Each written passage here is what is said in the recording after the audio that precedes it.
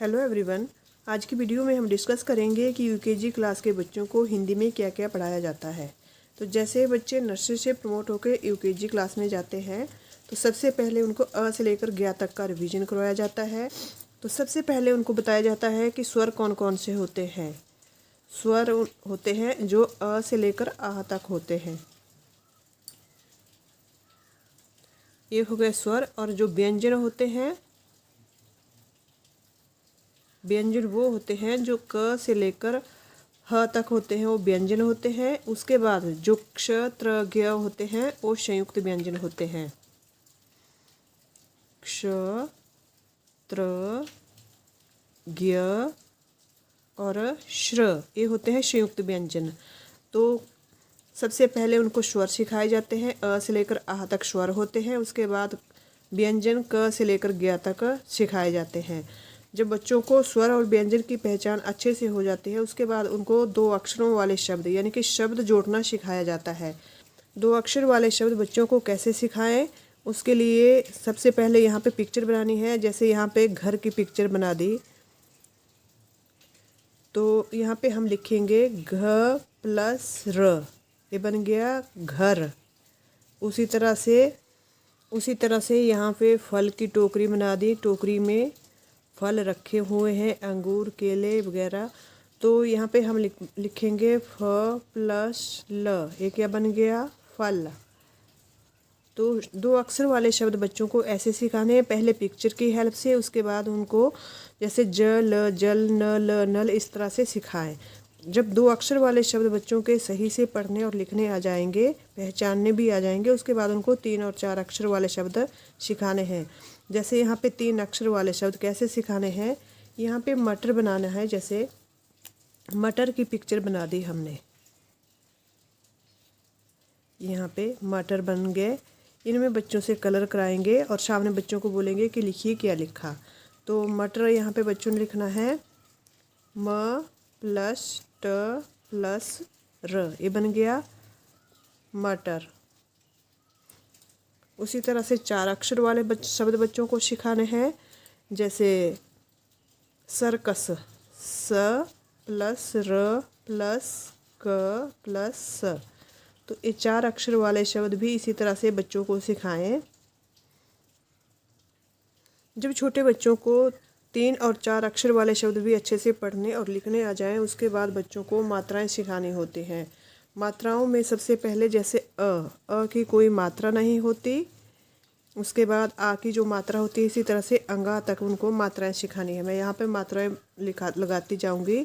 जैसे अ की कोई मात्रा नहीं होती, उसके बाद आ की जो मात्रा होती है वो स्टैंडिंग लाइन की तरह होती है, ऊपर से स्लीपिंग लाइन लगती है।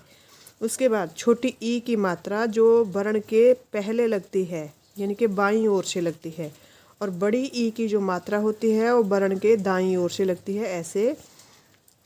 उसके बाद छोटे ऊ की मात्रा इस तरह से होती है जिसकी पूंछ लेफ्ट साइड को होती है, और बड़े ऊ की जो मात्रा होती है उसकी पूंछ राइट साइड को होती है, ऐसे। इसके बाद आती है री की मात्रा जो वर्ण के पैरों में लगती है। उसके बाद आती है ए की मात्रा जो वर्ण के सिर के ऊपर लगती है, एक मात्रा, ऐसे। उसके बाद ए की 2 मात्राएं होती है जो वर्ण के सिर के ऊपर लगती हैं, ऐसे। ओ की मात्रा ऐसे होती है जैसे आ की मात्रा के ऊपर एक और मात्रा लगा दी, बन गई ओ की मात्रा। ओ की जो मात्रा होती है वो स्टैंडिंग लाइन के ऊपर 2 मात्राएं लगती हैं, ऐसे, बन गई ओ की मात्रा। अंग की जो मात्रा होती है वर्ण के सिर के ऊपर लगती है, एक बिंदी होती है। और आहा की जो मात्राएं होती हैं और वर्ण के पीछे लगती हैं, 2 बिंदियां होती हैं, ऐसे।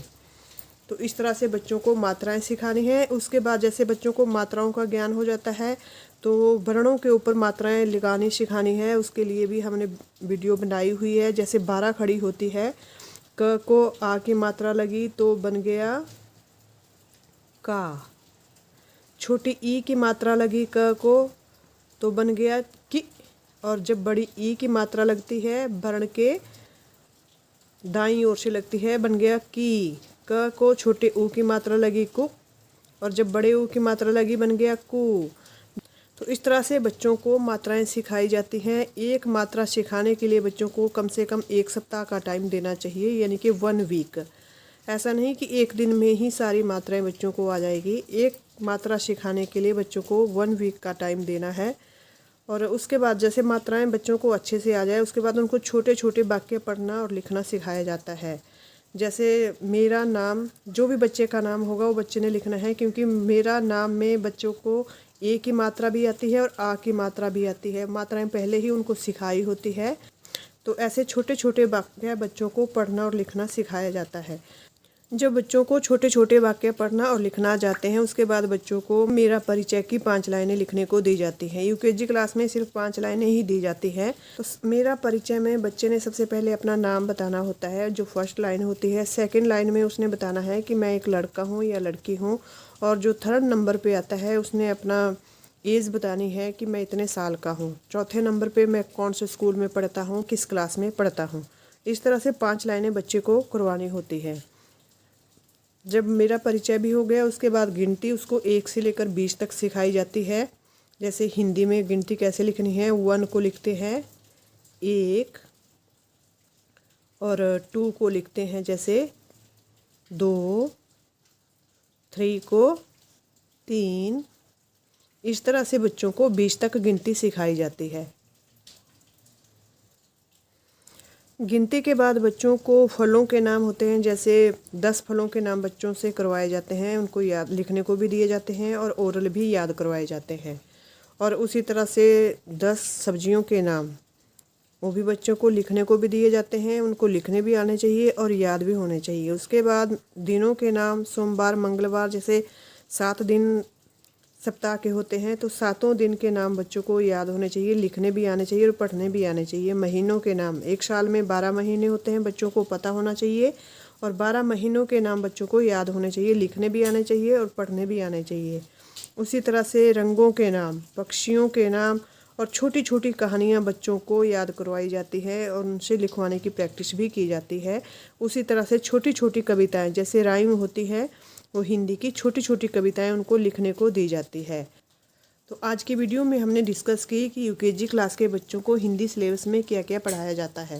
ये जो वीडियो है 2025-26 सेशन के लिए है।